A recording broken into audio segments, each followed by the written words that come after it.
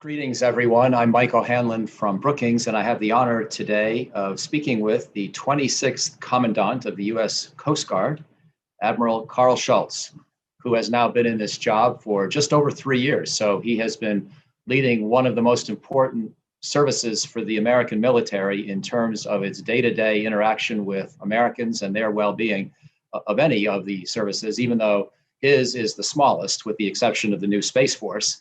And his is the only one that in peacetime is funded and administered outside of the Department of Defense, being, as we know, part of the Department of Homeland Security. But Admiral Schultz is a remarkable American from the great state of Connecticut, raised there, went to school there at the Coast Guard Academy, later went back to the University of Connecticut for graduate work, took a potentially unfortunate turn up to Massachusetts for his final graduate degree at Harvard, but otherwise has an unblemished academic record with outstanding geographic roots. In his distinguished Coast Guard career, he served really all over the world, but as I read his biography, I'm particularly struck by several tours in the broader Atlantic Ocean, Caribbean, and South American regions, although certainly with Pacific experience as well, which we know is relevant to today's national defense strategy, as so much of the Department of Defense, but also the Coast Guard, are focused on challenges in the broader Indo-Pacific region. And we'll certainly talk about those today as well. In just a second, I'm going to give the Admiral a chance to say hello to all of you and ask for sort of a virtual round of applause, if you will. But let me first explain the basic process for the next 60 minutes. We will speak, and I'll ask him about a few subjects. As I think you all know, the Coast Guard does a lot with day-to-day boater safety and other safety and environmental stewardship and drug war undertakings and broader national safety and security purposes for serving the American people. And it does it all with a small budget and only about 50,000 full-time employees, about 42,000 uniformed and another 8,000 civilian. Then it has a reserve component and an auxiliary component. But the entire Coast Guard, however you define it, is still less than 100,000 people, which is half the size of the Marine Corps and a tiny fraction compared to the Department of Defense. In any case, we will talk about some of the Coast Guard's activities. I want to talk about the Arctic Ocean specifically, and also the Indo-Pacific region with integration with DoD efforts to monitor and watch the rise of China and make sure we protect our interests as that process continues. But the Admiral may have other interests, and so may you. So please feel free to email your questions, if you haven't already, to events@brookings.edu. Again, that email address is events@brookings.edu. And about 35 or 40 minutes into the conversation, I'll start to read some of your questions and then articulate them for the Commandant's response. But one more time, Admiral Schultz, thank you very much for joining us today, sir. It's wonderful to have you with us at Brookings. Well, thank you, Michael. And I understand you may have a connection with a grandpa that was in the Coast Guard Auxiliary. So it's great to be here, and I very much look forward to the conversation today. Thank you kindly for remembering. And yes, so first I wanted to ask you, sir, about the state of the Coast Guard. Here we are as we end the first half of 2021, and also essentially 16 months into the COVID pandemic tragedy. But I know it's affected you in a lot of ways, you as a Coast Guard. And from most of what I can see from the outside, you've handled it with flying colors. No surprise there, but nonetheless, I'm sure there were challenges, and I'm sure you still have concerns, both in terms of how you serve the country at this time of pandemic, but also the inner health and readiness of the Coast Guard. You've got your people and your families, Coast Guard families, to worry about in terms of their health. You've got the industrial base and the maintenance base that serve you and keep your ships and planes operational. How are you faring at this point in the broader COVID crisis? Yeah, Michael, thanks for the question. I think it's been obviously a daunting, challenging time for all Americans, all members of global society, no different for the Coast Guard, a seagoing service. We have not been busier.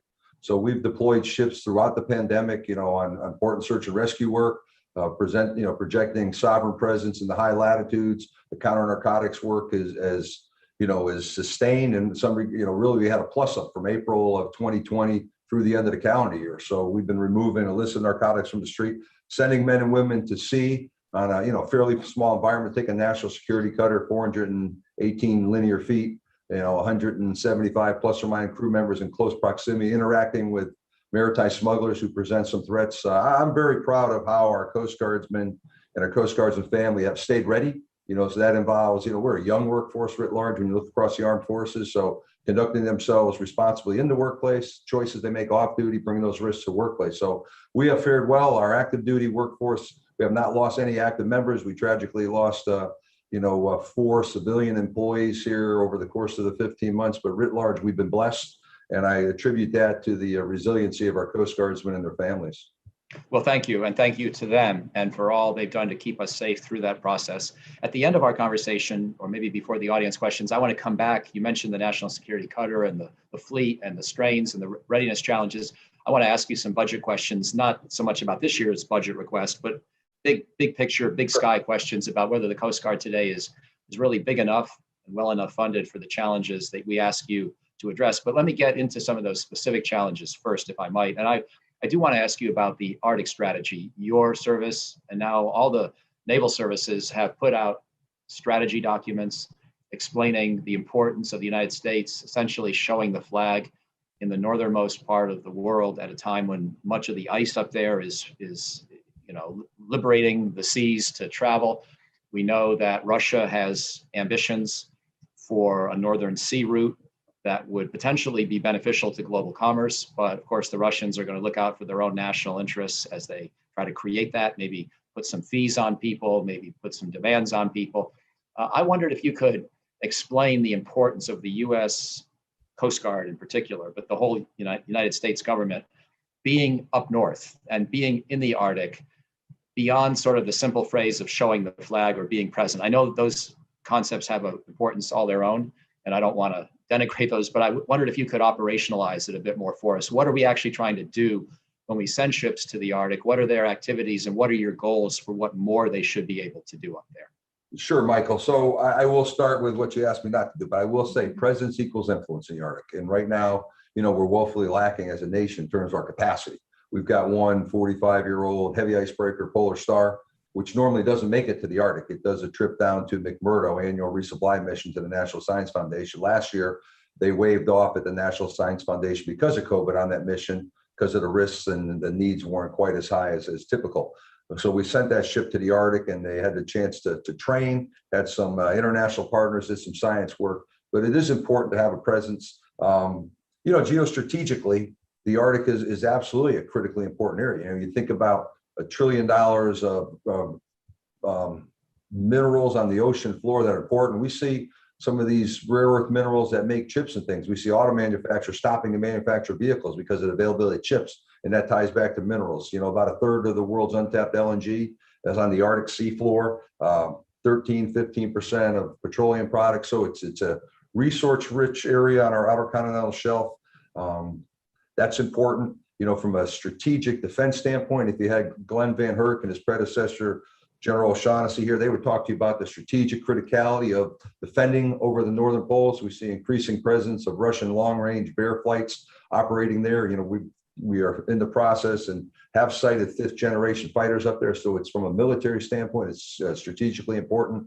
And, we watch migratory species with fish. We look at, when you think about the U.S. fisheries that feed our marketplace here, about 50% of all the fish we consume in this nation comes from Alaskan waters. Those migratory species are moving north. So I think the Arctic is, and the Arctic and the Antarctic, but we talk the Arctic, most of the time these days. There's economic aspects, there's security aspects. You talked about an increasingly, Russia building out its military capabilities, the Arctic, continuing to field more icebreakers, seeing the northern sea route as a potential toll road in terms of bringing back and reestablishing their economic prowess in the world. They get about 24% of their GDP from Arctic activity. So it's critically important, I think, on all those fronts.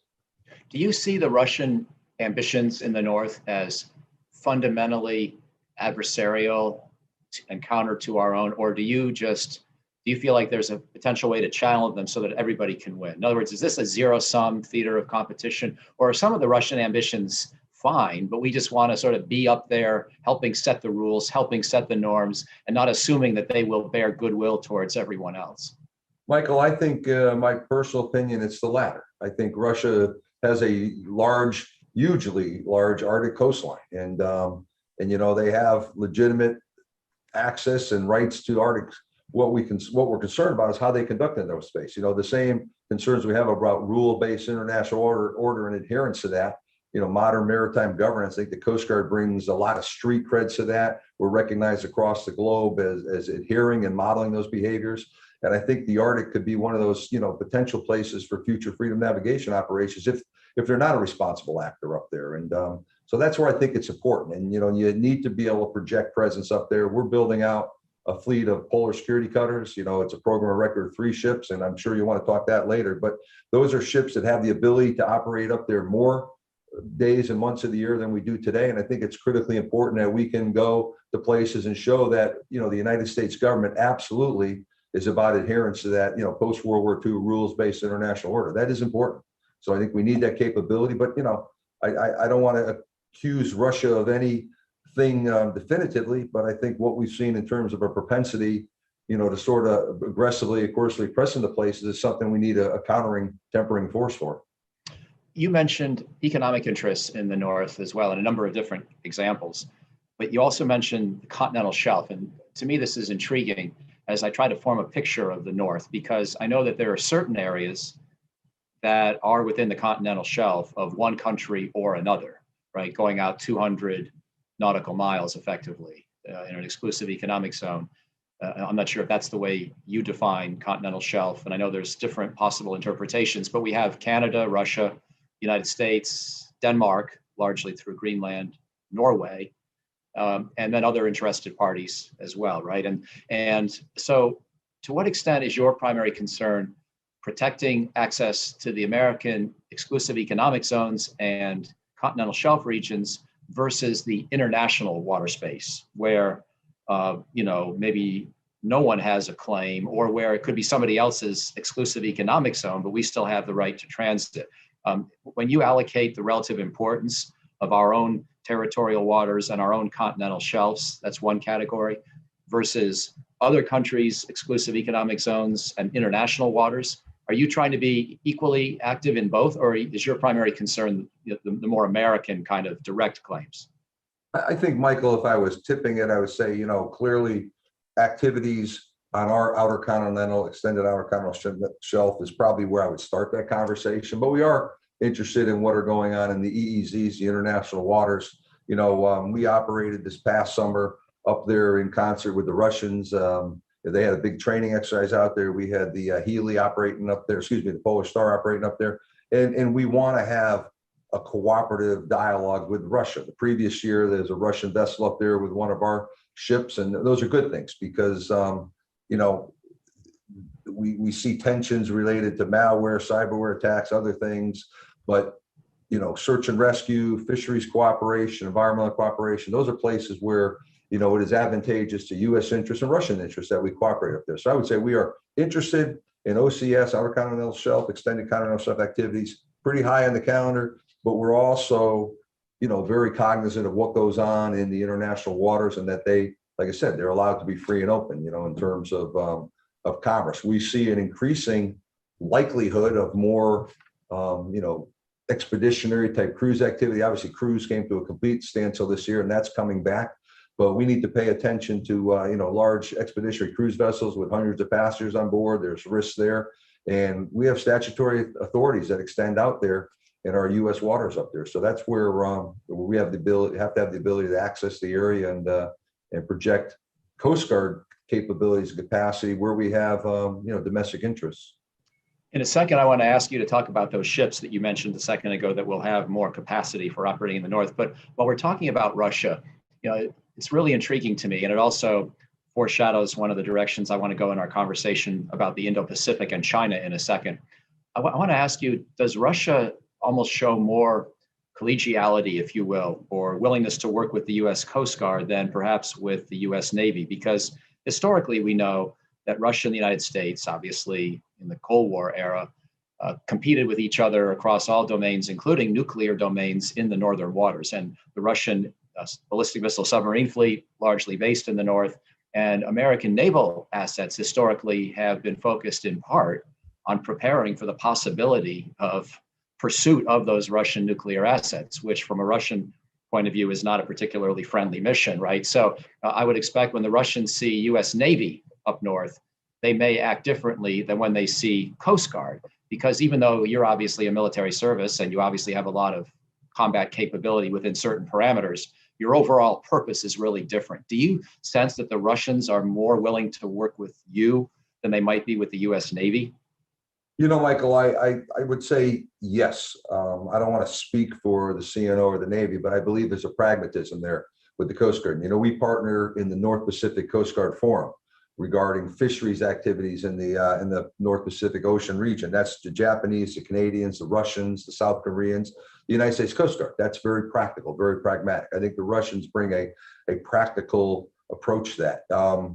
Recently, we passed the leadership of the Arctic Council, the Arctic Coast Guard Forum to the Russians. So, you know, we sit here at the Arctic Coast Guard Forum. I represent U.S. interests there, and, you know, we have a very pragmatic dialogue. I think Russia has dozens of activities as they hold the chair of the Arctic Council this year, where they will want to have their leadership out there talking about their legitimate interests in the Arctic. So, but I do think there's a practical, functional approach that Russia takes towards the U.S. Coast Guard in these spaces, and that's a positive thing.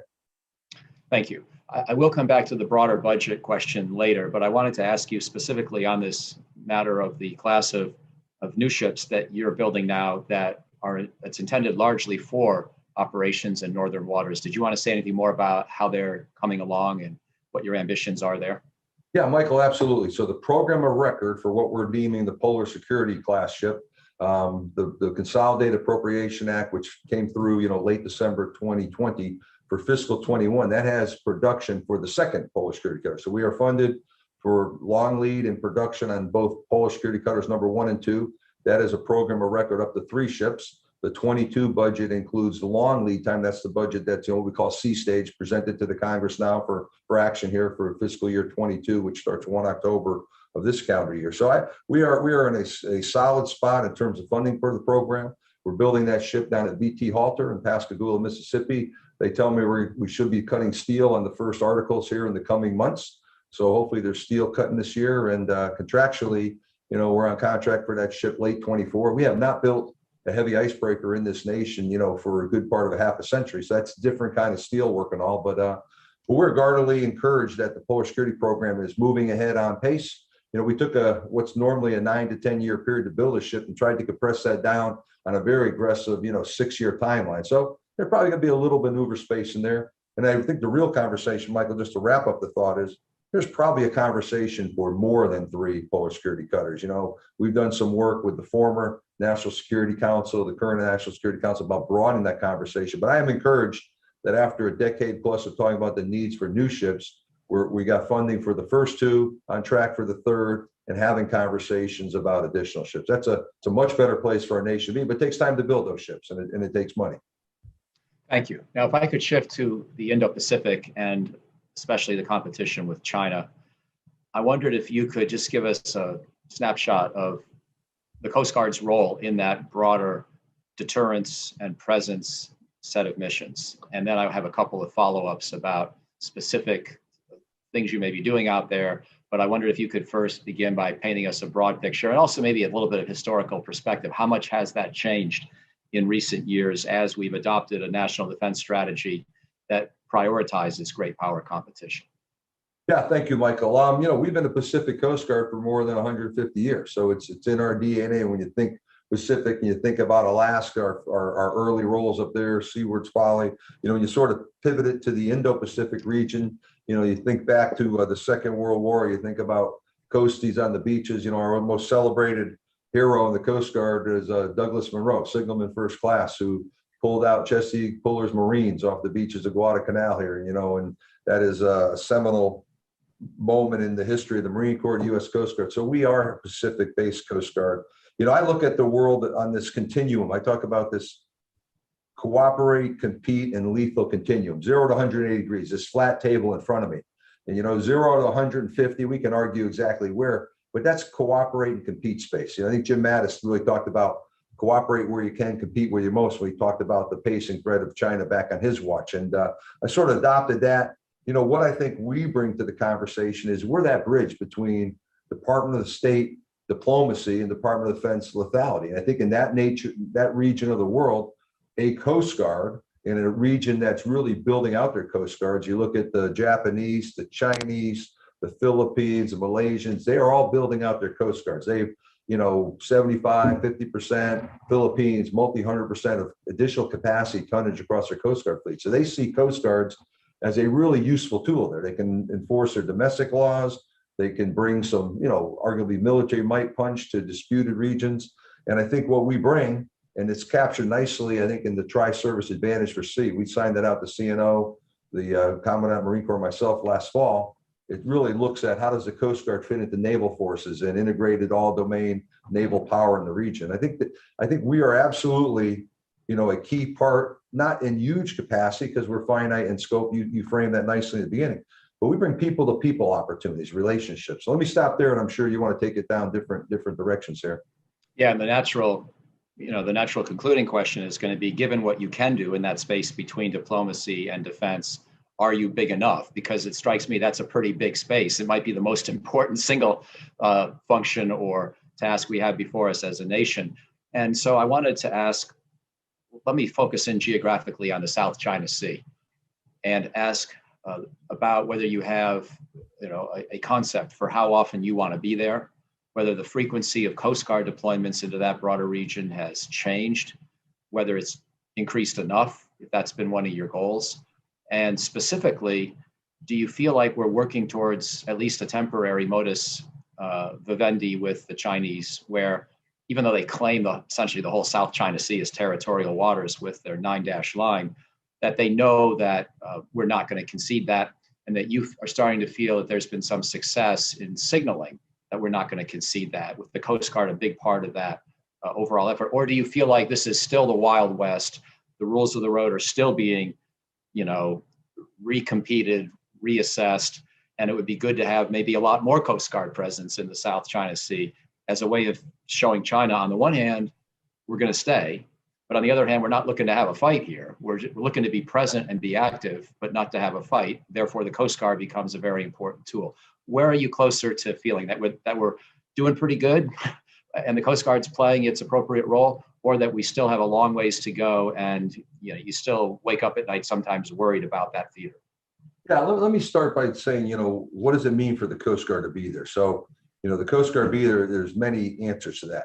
We just put an attaché this past summer in Australia. That attaché will serve as Papua New Guinea and New Zealand as well. So that is someone working with the country team, with key partners, quad partners with the Kiwis. I'll be actually on the phone, coincidentally, with Admiral Proctor from the Royal New Zealand Navy this afternoon. Talk about collaborative opportunities. They have a new auxiliary ship, and I think we're going to talk about how we might work in the region. The Australians have a patrol boat program. I met with the Australians out there. They're sprinkling a finite number of patrol boats throughout the Oceania, Pacific Island nations there. And you say, how do you layer in maybe some Coast Guard maintenance support, some Coast Guard law enforcement training to help these Pacific Island countries recognize, protecting their sovereign interests? Their economies are based on their GDP 50% plus from the sea.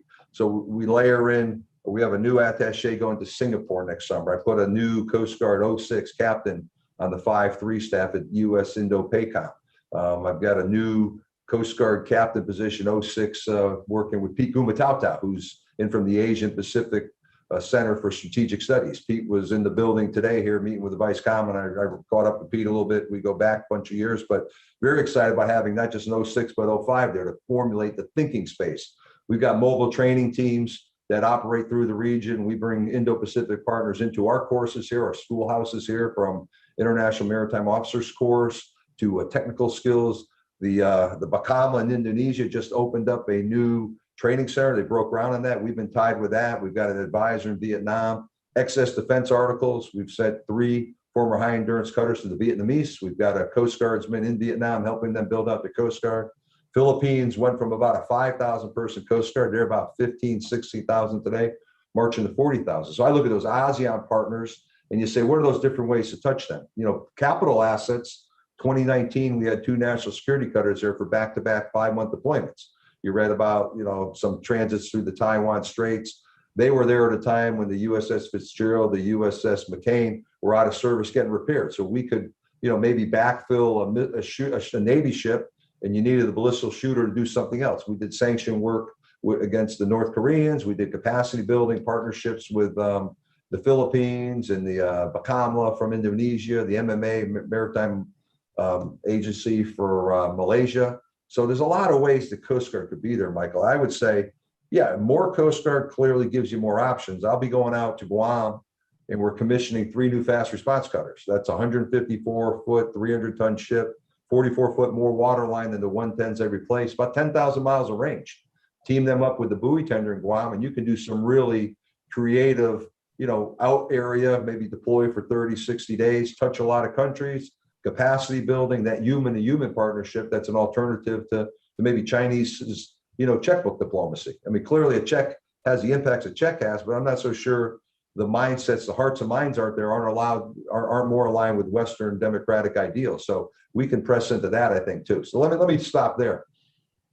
That's really helpful and testament to just how varied and flexible you are. By the way, I read your State of the Marine Corps speech, and even though this is a slight deviation from our conversation about the Indo-Pacific, to which I'll return in a second, I was struck by one of your guardsmen that you celebrated who had, some kind of a mountain rescue heloed and then shimmied down and built a little camp for an injured hiker and overnighted with that person until being airlifted out the next day. I wonder, it's quite remarkable what your small organization does around the world. Yeah, Michael, that was, someone climbing the cliffs out there in Oregon, state of Oregon, the Rocky Cliffs. And that's what our folks do. And we get these great young men and women that want to serve their country. They find their way to the Coast Guard. That's a whole separate conversation, how competitive it is to find those men and women, keep them in our ranks, but they do some remarkable things. They just have this bias for action to serve their countrymen here a little bit. So we're very proud of that. Coastie up there, and those kind of cases replicate themselves all over the Coast Guard every day.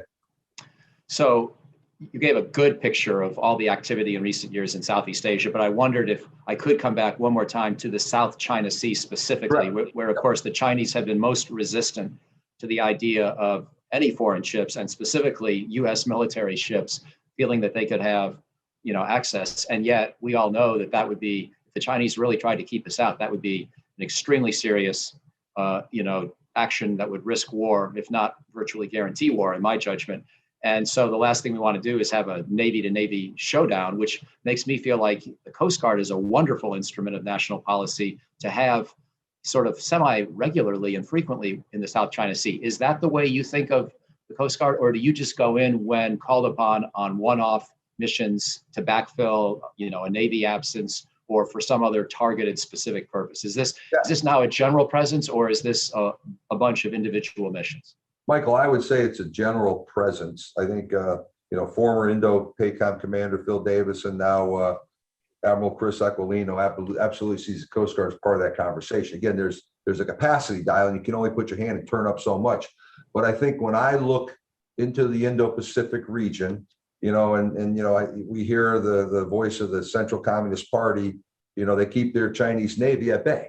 Hey, we're not militarizing it. It's you're militarizing it here, United States government. I would tell you, they're using their China Coast Guard, which has ships bigger than a DDG Arleigh destroyer that don't leave the first island chain.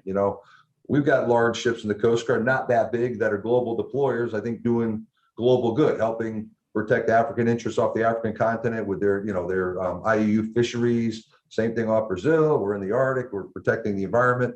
I would tell you the Chinese Coast Guard is antagonistic and coercive, running down, Philippine, Indonesian, Malaysian fishermen into disputed spaces. And they have this other organization, the People's Armed Military Militia, Maritime Militia, arguably state-sponsored, bought on state-sponsored vessels. So I think what we bring is, when you talk about the recognized world's best Coast Guards, we don't act that way. We don't use our Coast Guard as an arm of the government to press in coercively over disputed regions. Our Coast Guard is recognized, and if you look at the Coast Guards across the world, including the China Coast Guard, white hull, words Coast Guard emblazoned outside. That we have that iconic orange and blue racing stripe. They have a stripe on their ship. It sort of replicates our look in visual optics, but in behavioral patterns, that's not how world's best Coast Guards operate. So I think we bring a strong, compelling voice to that to say, hey, This is not how the world's best Coast Guards operate. So how much Coast Guard goes to the region, that's the conversation. But I anticipate us being throughout the Oceania region with those patrol boats, some periodic national security cutters. We just had the Kimball come back. She was out operating as far out as Fiji.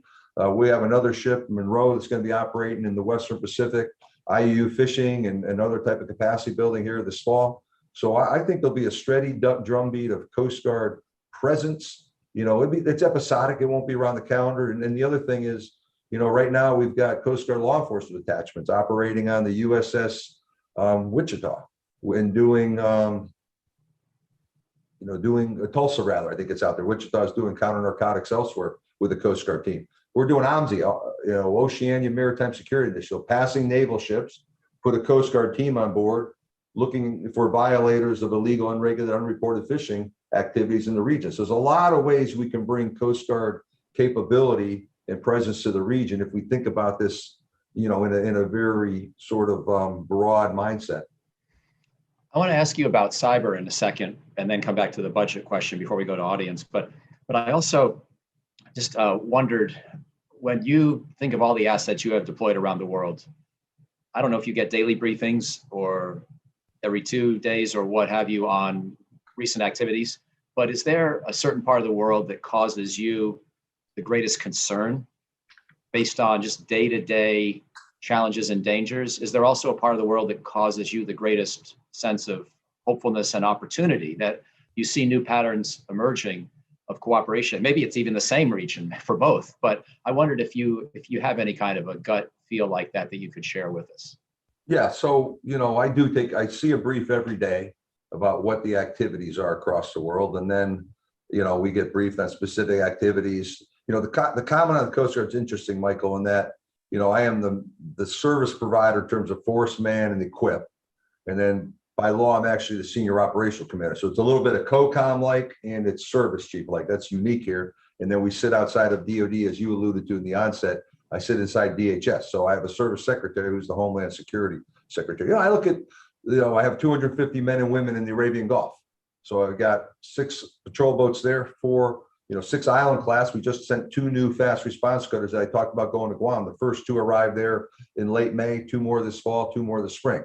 So we work for the 5th Fleet Commander and deal with the aggressive Iranian behaviors on the Gulf. We've seen situations where Coast Guard cutters have used warning shots to fend off the fast Iranian, interceptor craft that have been, increasingly aggressive out there. That area of the world, keeps my attention. I don't know if you saw any of the pictures in the open source, but the USS Normandy, a cruiser, had an entire flight deck. That's what, a 567-foot ship. The entire flight deck was covered with different type of armament, Russian armament, Chinese weapons, Chinese rifles like AK-47 version, Chinese weapons. It was thousands of pieces of equipment. The investigative work isn't done, but previous cases where we've had our high-end interceptor team, or AIT, Advanced Interdiction Team, that works on a rotational basis with the Marines in the region and the SEALs, they've been on a couple of these takedowns. And, historically, those weapons are bound for the Houthis. So that is a sporty part of the world that it always commands my attention. Counter drug, activities here in the Western Hem. If you look at where the preponderance of our Coast Guard daily activity, where our major capital assets is, it's in the Western Hem. Counter narcotics mission is never safe. We jump on board at night. You probably saw the coasties on the drug sub banging on the hatch here a little bit on a moving sub. So that commands my attention. The high latitude work is always very demanding when we send a ship up to the Arctic or down to the Antarctic. So I would tell you the Coast Guard work captures my attention. The Western rivers, it's not a week goes by, usually a day goes by, there's not some kind of incident where the tugboat gets caught up in high water situation, caught up on a dam, and we respond and rescues there, Michael. So I would tell you it's Coast Guard activity across the globe that catches my interest. Always pay attention, keen attention to the Arabian Gulf activities. I pay attention when we have a ship deployed in other fleets. You probably saw, and then I'll wrap up here, the Coast Guard cutter Hamilton, one of those national security cutters, got back a couple of weeks ago from being on the 5th Fleet, up 6th Fleet, up in the Black Sea. So there was talk about a cruiser and a destroyer up there. We've just watched what transpired in recent days between the UK Royal Navy and the Russians. We just finished a multi-week deployment in the Black Sea, partnering with the Georgians, the Ukrainians. We've transferred excess Coast Guard cutters, excess defense articles. We worked out and did some interoperability training, professional exchanges. So we're just in a pretty hot spot here in what we saw in recent days. Fantastic and remarkable for such a small force to be punching so much above its weight, if I may say so. I wanted to ask you about cyber before coming back to your budget. And you set me up nicely by reminding people that you are in the Department of Homeland Security. And the way I think about the overall U.S. government approach to cybersecurity, this is going to be a bigger question than just about Coast Guard cyber systems. I want to ask about your take on overall national cyber strategy and cyber protection, because as we all know, the Department of Defense protects its own networks, and therefore those of the intelligence community, more or less. The Department of Homeland Security protects the rest of the federal government. And then there's really no government oversight, as I understand it, or at least no direct responsibility to protect any of the rest of the country's assets, private or even state and local. And I wonder, two-part question. First, do you agree with this basic way we've done cybersecurity, or do we have to rethink it? Because a lot of systems, pipelines, electricity grids are not being very well protected, as we see in the news all the time. And then secondly, within the Coast Guard itself, do you think that the Coast Guard's role for cyber, whether within the current DHS framework or maybe some new framework, should be increased, or is that just too much to ask of a small force that's already doing so much? Yeah, no, Michael, I think, step back for a second and look at cyber writ large. I mean, the cyber threatscape, I just look in recent weeks and months, and you look at, where we've been with the Russian hack here. We look at the Colonial Pipeline, a very recent, you think about 5,500 miles of twin pipeline that feed, oil, gas, aviation gas, diesel, from the Gulf region, from our refineries. They help set the price so our refineries compete in a competitive marketplace. They push fuel up the Eastern Seaboard and the Mid-Atlantic region. And, they didn't shut the systems down, but they shut down the accounting system. And, it's reminiscent of 2017 hurricane season when Hurricane Harvey hits Houston, they shut refineries down. It's 72, 96 hours before your gas becomes a precious commodity in Washington, D.C. or New York. So we're in this sort of just-in-time distribution system. So the ability to shut down critical elements of infrastructure through cyber, I think, is all elements of government business. Inside, you talked about DoD and protecting their system. So we're a .mil organization. Our email, our platform is on .mil. So our cyber team, which is about 350 strong and growing, we have just FOC, full operating capability of our first cyber protection team.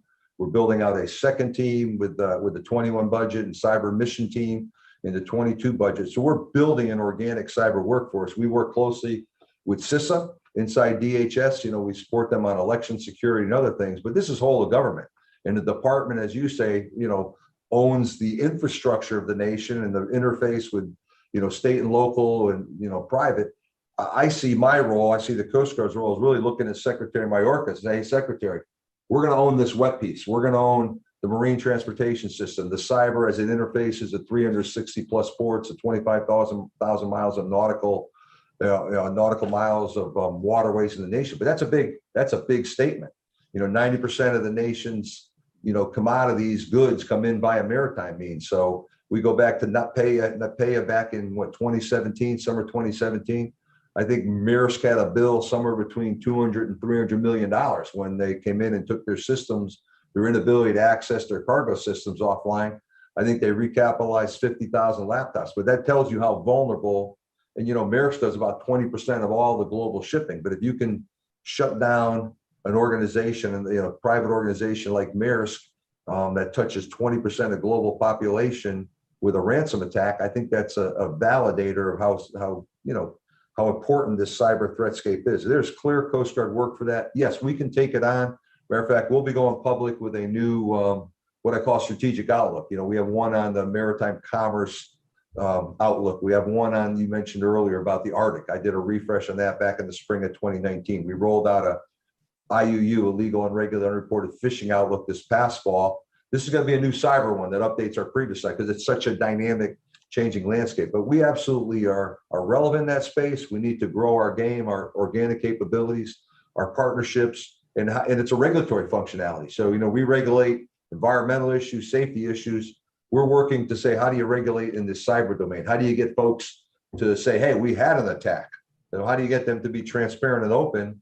And then when you understand it, you can start to figure out how you help them mitigate, how they can build resilience into their own system. So there's a lot of work, burgeoning work for the Coast Guard, for the department. We're a key element, I think, of DHS's efforts on this front and the whole of government efforts. Thank you. So now my last question, although I'm sort of backed up here by John Harper of National Defense Magazine, who's added a similar question in the chat, and it gets to the budget. And he's focusing more on this year's budget and the fact that your request is essentially flat, which was perhaps not your choice, but whether that's adequate. My question goes beyond to, blue skying the question of how big should our nation's Coast Guard be at this point. And if we were going to, have the Coast Guard we really should want, just as the Navy has a vision for a 355 ship fleet, it may never actually reach, but it has a vision. What would your vision be above and beyond the year-by-year request? So is the Coast Guard roughly big enough? Should it be 10% larger as measured by people or ships or aircraft or however other metric you might want to employ? But John's question, again, is more about this year and whether you're happy with the fiscal 22 request. Let me take John's question and your question, Michael, kind of make it an answer to both. I would say, this is just a statement of fact, not a statement of value or not. So the previous administration in 2018, about a 12% bump up to the armed forces in DOD for readiness. They recognize they're pulling along a lot of baggage in terms of the readiness of the forces. We were outside of that and just not part of that. Trump administration, very supportive Coast Guard. Biden administration, very supportive Coast Guard. We made some catch up ball in the 19 budget, 20 budget, 21 budget. If you look at the last 3 years budget, you're starting to see some positive growth, particularly on our operations support budget. But we didn't get that 12%. That was like a booster shot to get you healthier. We missed that. So we're playing catch up ball.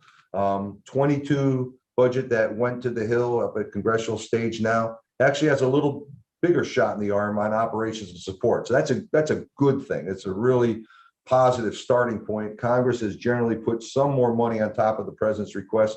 If you look at 22 versus 21, the top line is a small movement, but the PC&I capital acquisition budget's down a little bit. But sometimes when you don't have a $555 million chunk in there for the next polar security cutter, that can deviate a little bit. But we are actually making some positive slope progress on operations and support. So that's a good news story there. What we need, I'm hesitant to say how many more people we need. We talked that way for a bunch of years and it just didn't play out. What I need, and I've talked about it consistently, is a ready Coast Guard. I need about 3 to 5% of annual budget growth. If we can do that based on the last couple of years of budgets, the 22 strong proposal from the administration, I can deliver, and my successor can deliver a healthy Coast Guard that can get after these things across the globe. I mean, you got to, not overshoot your skis here in terms of your appetite for things, but we can take on risk position. We can push more Coast Guard to the Indo-Pacific. We can push more Coast Guard to the Arctic, some key LNOs, liaison officers, attaches. We can do those things that really push a ready Coast Guard into the conversation space. So in talking that way, and and I'm not really asking you to obviously help us at Brookings get into a big national debate, one part of the government against the other. But what I notice is you mentioned 3 to 5% real growth. That's the kind of real growth the Pentagon wanted under Secretary Mattis, and that was associated with proper implementation of his national defense strategy. And then, as you pointed out, DOD got a decent boost, not just in O&S, not just in operating funds, but across the board during the Trump presidency. And as much as the Trump presidency may have been friendly to you, I think it was perhaps even friendlier to DOD. And now most people at the Pentagon are not really, at least as best I can tell, they aren't really asking for 3 to 5% real growth anymore because they probably have figured out it's not going to happen. They sort of got their boost in the Trump years. And now a lot of them, again, I don't want to name names, but I've heard enough people testify this spring that it looks to me as if a lot of people at DOD would be happy just to have the budget stay relatively flat or go up a little, but they've given up on the 3 to 5% annual real growth.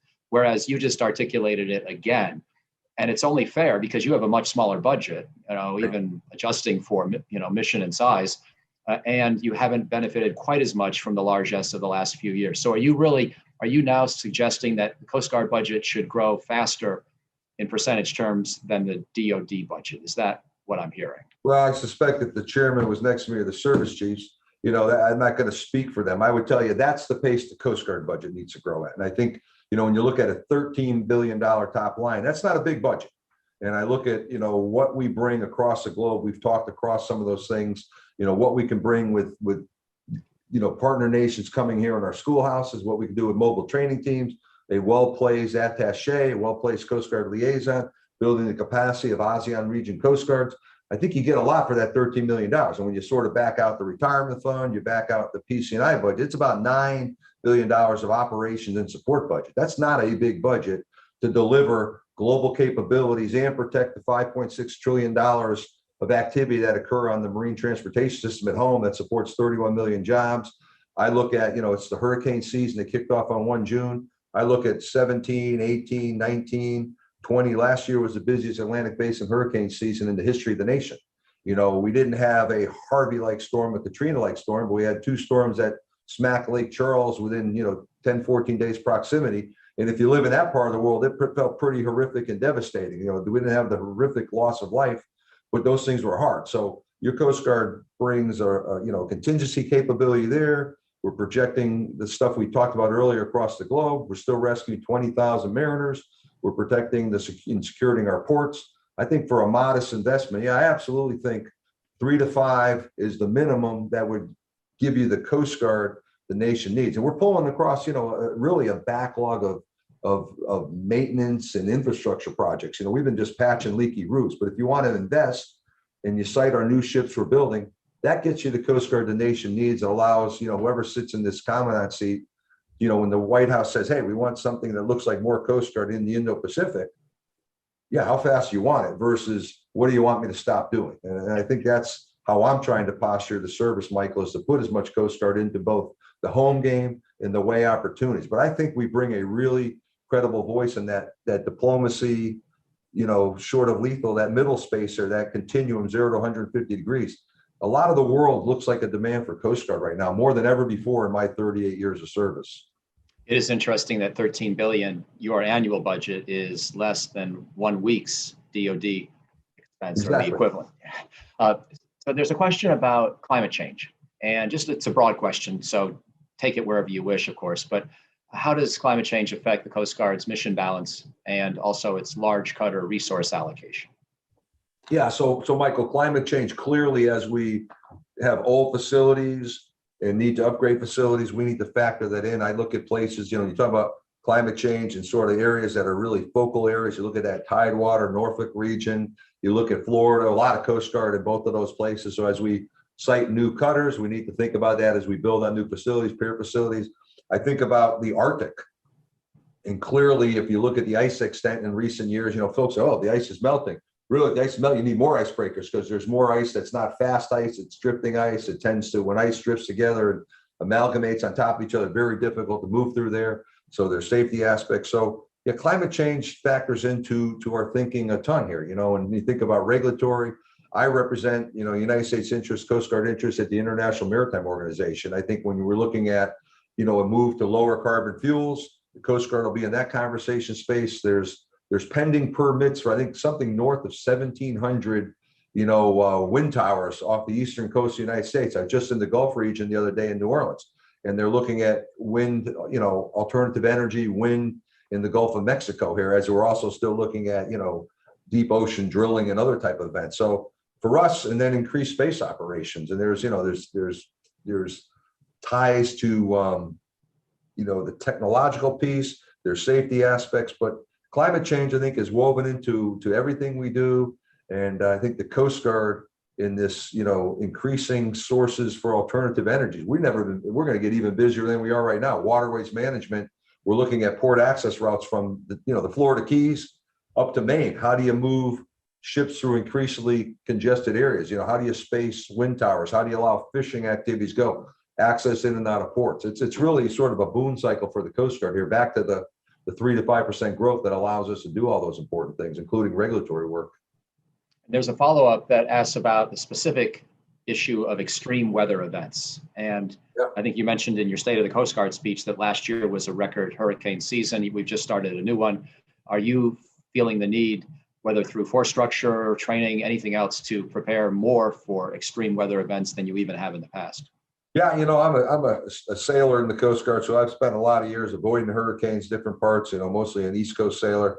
But, we've seen this rapid intensification process, a hurricane that was moving across, the coast of South America, ends up in the Gulf of Mexico, looks to be not a big deal. Then suddenly it pivots north, picks up speed, smacks Roberts, Texas as a tornado, then comes up and is a rain event in Houston and Beaumont, Port Arthur for multiple days, and drops 51 inches of rain and floods out the streets. Never thought we'd rescue 11,000 folks from the streets of Houston. We generally operate over the water, not over cities. But yeah, it is this rapid intensification. Looks different to me. If you look inside of last year's 30 named storms, 6 hurricanes that hit the Gulf, 2 tropical storms. You look at what were hurricanes that are not, Cat 1, Cat 2, now major hurricanes, Cat 3 and beyond. I look at Michael that schwacked the Florida Panhandle here back in 2018. There's a lot of intense major storms, more so than I remember previous years. So there's something going on there. I won't get into the science of it, but what I see is we need to be prepared.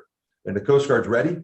We will roll out this year a little tougher, in terms of preparations with some of our contingency prep work in the COVID environment. But I'll tell you, because we've been so busy, in 2016, the first storm we had was Hurricane Matthew that came up the eastern seaboard after smacking Haiti. That had been about a decade. We had some coasties, a lot of young coasties never dealt with hurricanes. We're pretty tuned up here for recent years' activities, and we'll be ready to respond this year as necessary. Fantastic. There's a question from someone who probably heard me ask you all these questions about the Arctic and the Indo-Pacific, and then heard you mention issues with drug war and with hurricanes and the Arabian Sea, and doesn't want the Atlantic to be left out of the conversation completely. And so the question is, with a distinct focus on the Pacific and the Arctic, how do you anticipate maintaining Atlantic-based relationships and alliances to combat such global threats as transnational crime, Arctic issues, and fishing?